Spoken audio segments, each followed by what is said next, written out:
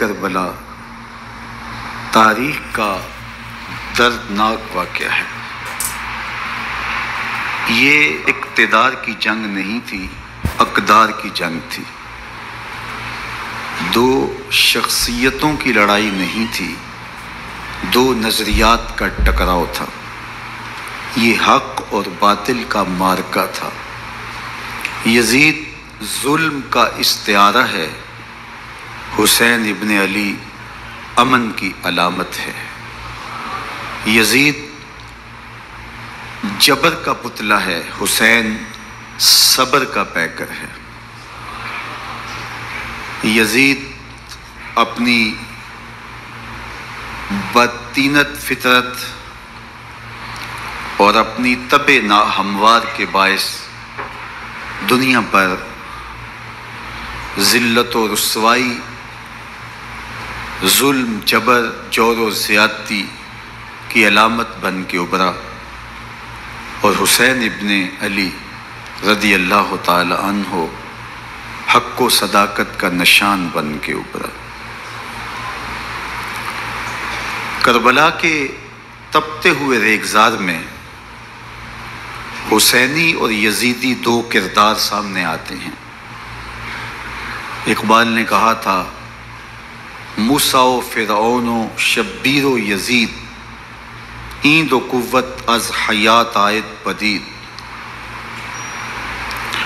زندہ حق از قوت شبیری است، باطل آخر داغ حسرت میری است، سرخ رو عشق غیور از خون او، شوخی ای مصرع از مضمون او، تا قیامت قطع استبداد کر، موج خون او چمن ایجاد کر۔ یزید بہدل کی بیٹی محسون کا ناپاک بیٹا تھا، اور حسین محمد عربی کی بیٹی فاطمہ کا شہزادہ تھا۔ یزید دمشق کے اطراف میں سرجون اور جریر اختل جیسے اوباشوں کے جرمٹ میں پل کے جوان ہوا۔ حسین کے گھر کا دروازہ مسجد نبوی کے اندر کھلتا تھا۔ یزید نشے میں دھت ہو کر کے نمازیں چھوڑ دیتا تھا۔ حسین کی کربلا کے اندر بھی نماز تہجد قضا نہیں ہوئی۔ یزید ظلم کا دوسرا نام ہے، حسین امن کی علامت ہے۔ یزید نے زندگی میں ایک مرتبہ حج کیا اور شراب کے مٹکے ساتھ لے کے آیا، اور اختل اور دیگر گویوں اور مغنیوں کو اپنے ساتھ رکھا تاکہ سفر آسانی سے کٹے۔ حسین ابن علی نے 25 حج سواری ہونے کے باوجود پیدل کیے۔ یزید حج بیت اللہ کے بعد مدینہ المنورہ آیا اور شراب کی ایک مجلس بپا کی۔ حضرت امام حسین رضی اللہ تعالی عنہ جب وہاں پہنچے تو شراب کی پھیلی ہوئی بدبو کو محسوس کرتے ہوئے فرمایا، یہ بو کیسی ہے؟ تو نشے میں دھت یزید بولا، یہ شام میں بنتی ہے، اور ایک جام منگوایا اور اس کو پیتے ہوئے دوسرا جام حضرت امام حسین رضی اللہ تعالی عنہ کی طرف بڑھاتے ہوئے کہا، ابا عبداللہ لیجئے۔ تو حضرت امام حسین رضی اللہ تعالیٰ عنہ نے فرمایا، میں اس کی طرف دیکھتا بھی نہیں ہوں، اور پھر وہ عشقی اشعار پڑھنے لگا۔ جب یزید کی شراب نوشی کا منظر امام حسین رضی اللہ تعالیٰ عنہ اپنی آنکھوں سے دیکھ چکے تھے، تو مجھے بتاؤ یزید کے ہاتھ پہ امام حسین کا پاک ہاتھ کیسے آتا؟ حضرت امام حسین رضی اللہ تعالیٰ عنہ جس ماحول میں پلے تھے، جس ماحول میں پرورش پائی تھی، جس ماحول میں رہے تھے، وہ پاکیزہ اور تقدس ماحول تھا۔ اور یزید کبھی اطراف دمشق میں، کبھی غوطہ میں، کبھی الخزرہ محل میں، اور کبھی کہاں داد عیش دیتا رہا اور لہو و لعب کے اندر مصروف رہا، اور اس کی زندگی ان چیزوں سے عبارت تھی۔ وہ محرمات کو حلال قرار دیتا، شراب نوشی اس کی ہڈیوں میں رچی ہوئی تھی، اور شریعت بیضا کا مذاق اڑایا کرتا۔ اور حسین ابن علی رضی اللہ تعالی عنہ کی دوستیاں جن لوگوں سے تھی وہ عبداللہ ابن عباس تھے، عبداللہ ابن عمر تھے، حضرت عبد الرحمن بن ابو بکر رضی اللہ تعالی عنہ تھے۔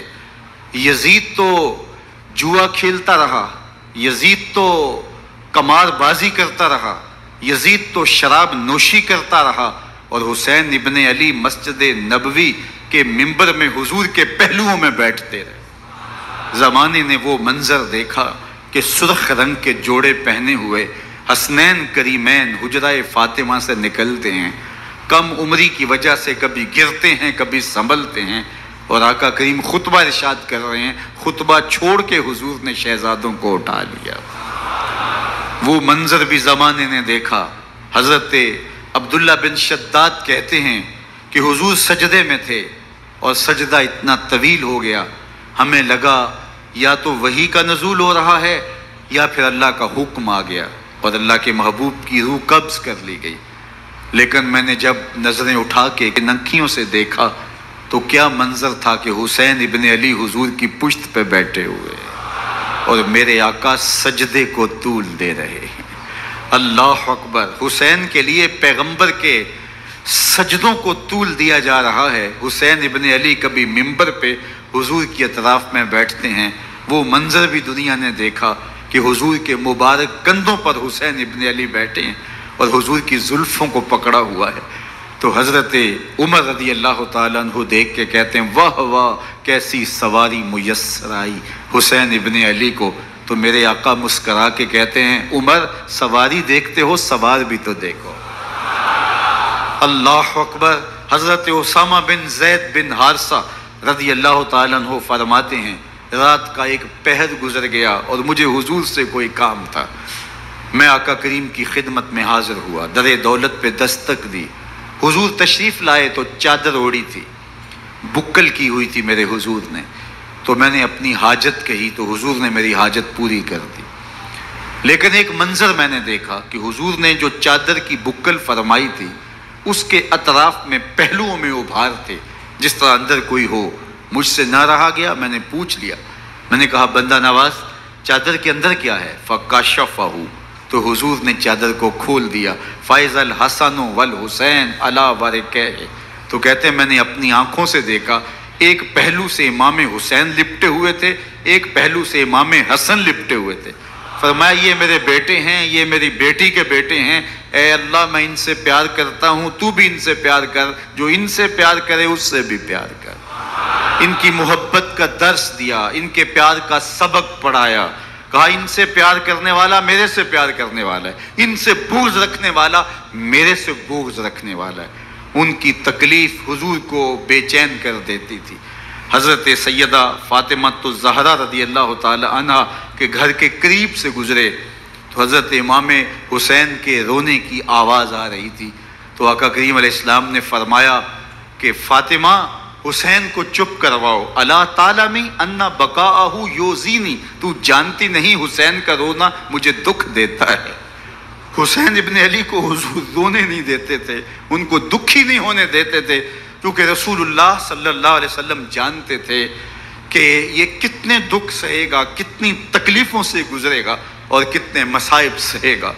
زمانے نے وہ گھڑیاں بھی دیکھیں کہ حضرت حذیفہ بن یمان رضی اللہ تعالیٰ عنہ فرماتے ہیں کہ میں حضور کی خدمت میں نماز مغرب کی ادائیگی کے لیے حاضر ہوا، اور میں نے یہ اجازت خاص طور پہ اپنی ماں سے اس شرط پہ لی تھی کہ امی آپ مجھے اجازت دیں، میں حضور کی خدمت میں حاضر ہوتا ہوں، مغرب کی نماز بھی ادا کروں گا اور پھر حضور سے عرض کروں گا حضور میرے لیے اور میری ماں کے لیے بخشش کی دعا کر دیجئے۔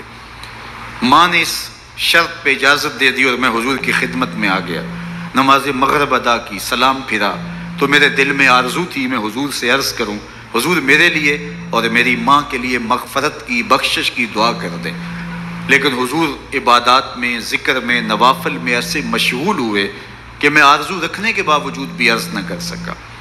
خیر نماز عشاء کا وقت ہوا، اذان پکاری گئی، حضور مصلی پہ آئے، نماز پڑھی، سلام پھرا، تو میرے دل میں پھر خیال آیا کہ ماں سے ایک نماز کی چھٹی لی تھی، نمازیں بھی 2 ہو گئیں، ماں نے جاتے پوچھنا ہے حضور سے میرے لیے اور اپنے لیے مغفرت کی، بخشش کی دعا کروائی تھی، تو کیا جواب دوں گا؟ اور حضور اٹھے اور کاشانہ اقدس کی طرف چل دیے۔ اب میرے دل میں یہ خیال رہ کے آ رہا تھا کہ ماں کو کیا جواب دوں گا، میں تو حضور سے بخشش و مغفرت کی دعا کروا ہی نہیں سکا۔ جب حضور چل پڑے تو غیر ارادی طور پہ میں بھی حضور کے پیچھے چل پڑا۔ چلنے میں تھوڑی سی رفتار تیز ہو گئی، جس سے قدموں کی آہٹ پیدا ہوئی، تو جب آواز پیدا ہوئی تو حضور نے رخ پھیرے بغیر فرمایا من ھذا، میرے پیچھے پیچھے کون آ رہا ہے؟ پھر خود ہی کہا حذیفہ تو نہیں؟ تو میرا دل دھڑک رہا تھا، قلت نعم، میں نے کہا جی حضور میں حذیفہ ہوں۔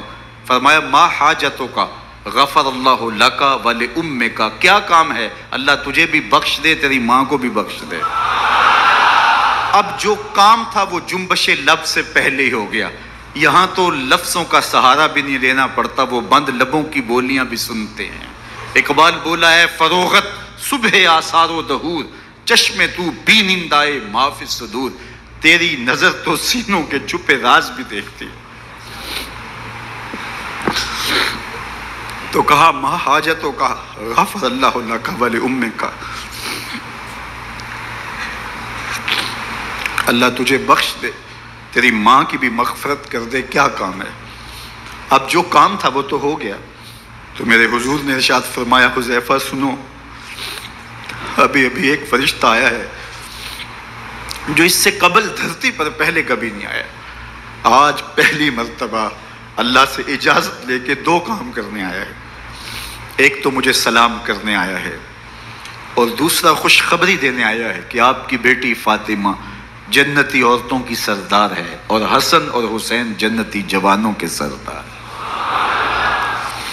ایک طرف یزید ناپاک محسون کا پلید بیٹا، اور ایک طرف محمد عربی کا نواسا، فاطمہ کے دودھ کا اثر، علی المرتضیٰ کے خون کی تاثیر، رسول اللہ صلی اللہ علیہ وسلم کے کندھوں پہ بیٹھنے والا۔ ایک دن حضور نے امام حسین رضی اللہ تعالیٰ عنہ کے ہاتھ پکڑ لیے اور ان کے پاؤں اپنے پاؤں پہ رکھے اور پھر فرمایا بیٹے آگے بڑھو، اور ان کے پاؤں حضور کی پنڈلیوں پہ آئے، پھر کہا بیٹے اور آگے بڑھو، حتیٰ کہ ان کے پاؤں حضور کی رانوں پہ آئے، پھر فرمایا بیٹا اور آگے بڑھو، تو ان کے پاؤں حضور کے مبارک بطن اقدس پہ آئے، پھر بازوؤں کو کھینچ کے اپنے قریب کیا اور حسین ابن علی کے منہ میں اپنی زبان رکھ دی، اور وہ اس طرح چوس رہے تھے جس طرح کھجور چوسی جاتی ہے۔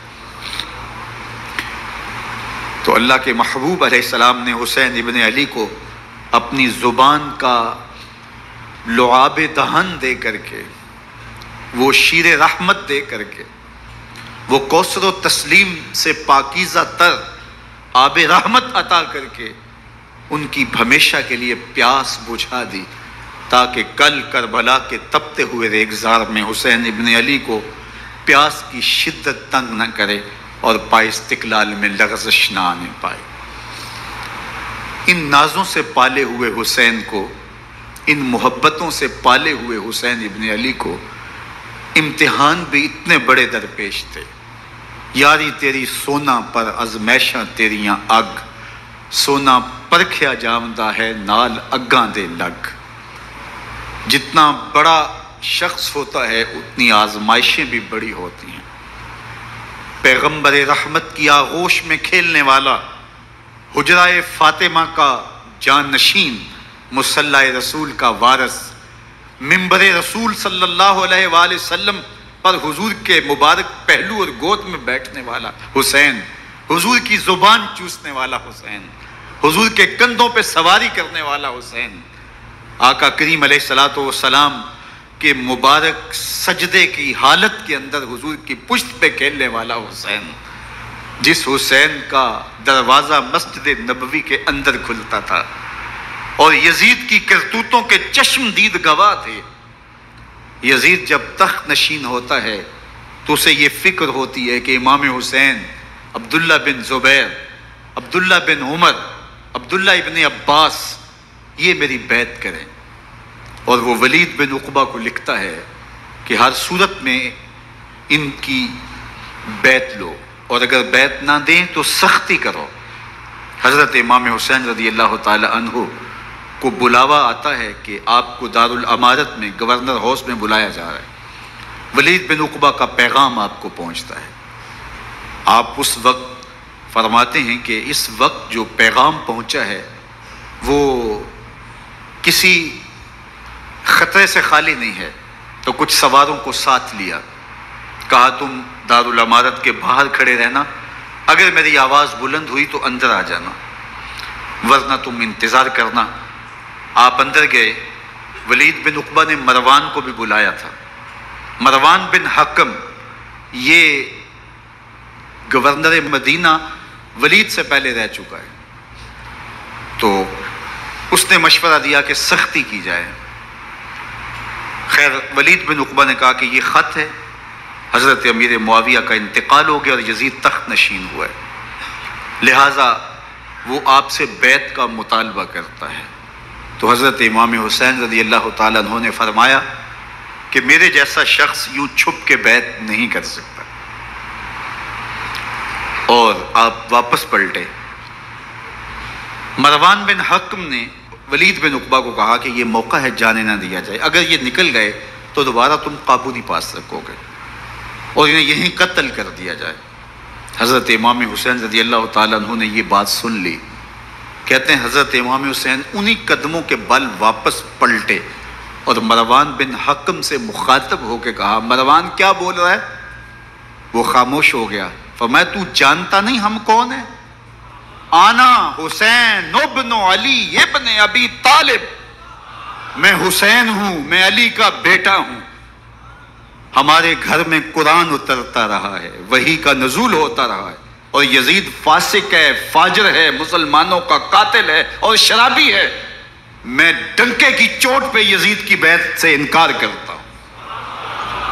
بس حیدری کچھار سے محمدی شیر نکل آیا ہے. اب اوسان خطا ہو گئے، راستہ چھوڑ دیا، واپس آئے.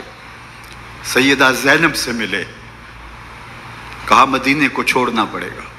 کہا بھیا کیا ہوا؟ کہا یزید بیعت لینے پہ مصر ہے اور میں کسی صورت بھی بیعت نہیں کروں گا. رسول اللہ کا مدینہ ہمارے خون سے لالا زار بنے گا. میں نہیں چاہتا کہ حضور کے شہر نور کی حرمت پامال ہو. دوستو وہ کیسا منظر ہوگا جب حسین ابن علی نے آخری حاضری حضور کے روضے پہ دی ہو.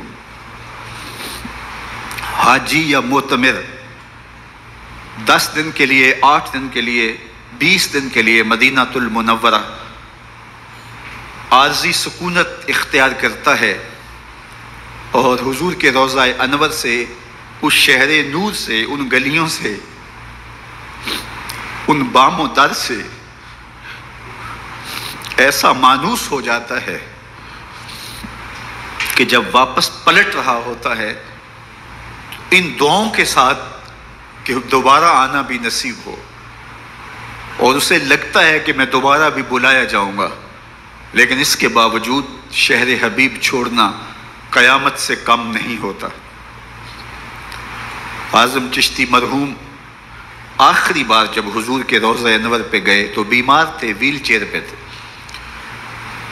باب بقی سے باہر نکلے تو خادم سے کہا کہ میری ویل چیئر پیچھے سے کھینچو تاکہ میرا رخ روضہ انور کی طرف رہے. اور وہ پیچھے سے کھینچتا چلا جا رہا ہے.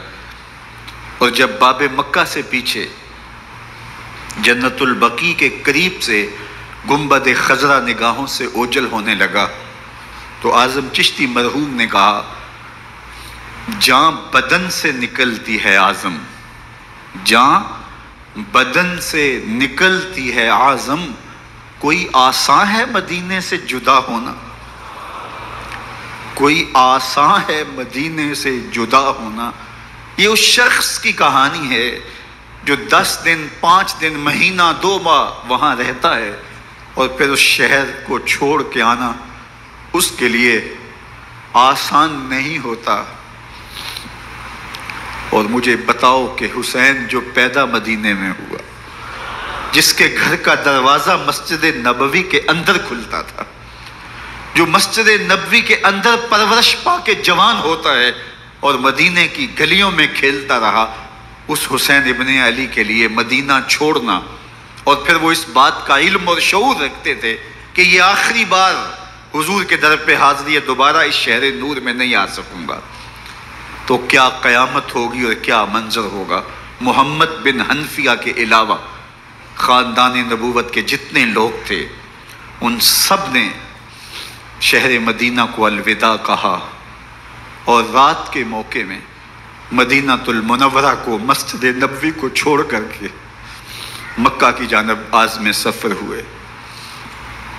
3 شعبان المعظم کو مکہ المکرمہ پہنچتے ہیں، ادھر کوفیوں کے خطوط آنے شروع ہو جاتے ہیں۔ حضرت امام حسین رضی اللہ تعالیٰ عنہ مسلم بن عقیل رضی اللہ تعالیٰ عنہ کو صورتحال معلوم کرنے کے لیے بھیج دیتے ہیں۔ 40,000 کوفی آپ کے ہاتھ پہ بیعت کر لیتے ہیں۔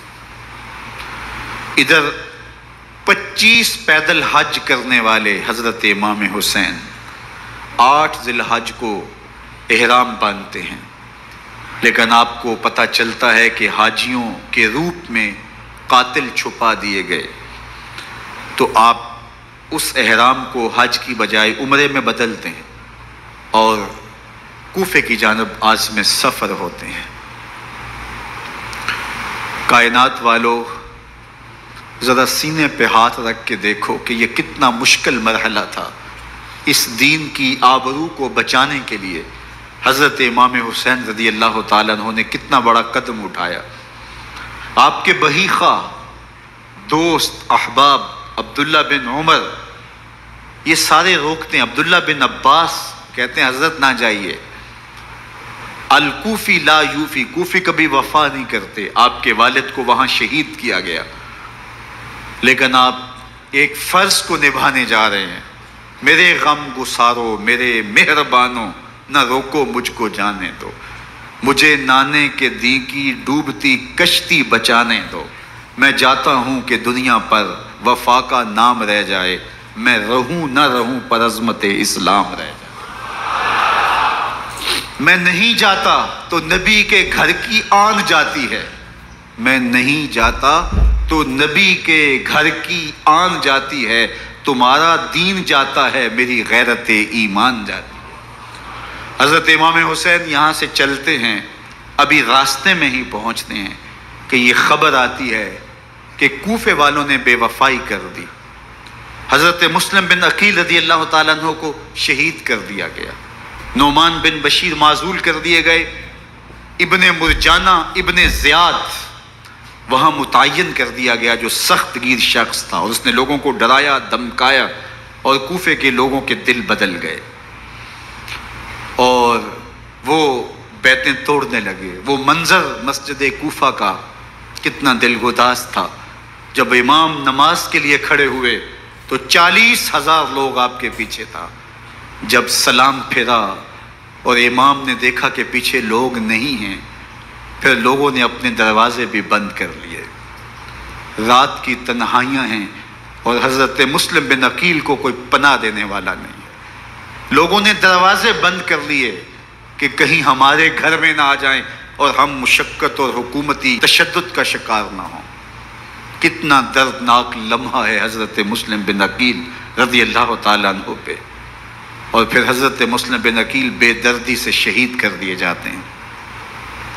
آپ ابھی راستے میں ہیں، یہ ساری کہانی پہنچتی ہے کہ حضرت مسلم شہید کر دیے گئے اور بے دردی سے شہید کر دیے گئے۔ وہ جنہوں نے خط لکھے تھے کہ ہم آپ کے ساتھ ہیں اور ہم منتظر ہیں، چشم برا ہیں، آپ کے قدموں کی چاپ سننے کے لیے بےتاب ہیں، آج انہوں نے بیعتیں توڑ دی۔ 40,000 کوفی منحرف ہو گئے۔ مسجد کوفہ کا وہ منظر کس قدر روح کو تڑپا دینے والا تھا۔ ہم پچھلے سال عصر اور مغرب کے درمیان جب کوفہ پہنچے تو سورج ڈوبنے کے قریب تھا۔ میں نے اپنی زندگی میں اتنا اداس موسم کہیں نہیں دیکھا جتنا اداس موسم کوفے میں دیکھا۔ ایسے لگتا تھا جس طرح کوفے کی آب و ہوا آج بھی شرمندہ ہے۔ جو مسلم بن عقیل اور خاندان نبوت کے ساتھ اہل کوفہ نے کیا، حضرت امام حسین رضی اللہ تعالیٰ عنہ کو ان کے بہی خواہوں نے، اعزاء نے، اقربا نے، دوستوں نے، آوان و انصار نے، ساتھیوں نے کہا کہ حضرت حالات یکسر تبدیل ہو گئے، اب ہمیں مراجعت کر جانی چاہیے، واپس پلٹ جانا چاہیے۔ تو حضرت امام حسین کافی سوچ بچار میں رہے، پھر اس کے بعد آپ نے فیصلہ کیا کہ ہم آگے بڑھیں گے۔ دوستوں نے کہا کہ حضرت اگر آپ آگے بڑھیں گے تو ہمیں لگتا ہے کہ وہ آپ کے ساتھ سلوک اچھا نہیں کریں گے اور آپ بچوں کے سامنے پیاسے شہید کر دیے جائیں گے۔ تو حضرت امام حسین رضی اللہ تعالیٰ عنہ نے وہاں ایک خطبہ ارشاد فرمایا کہ لوگوں تم جو مجھے بتا رہے ہو مجھے اچھی طرح معلوم ہے، جو تم مجھے منظر پیش کر رہے ہو وہ میری نگاہوں میں ہے، اور جو کچھ ہونے والا ہے چشم تصور وہ منظر دیکھ رہی ہے۔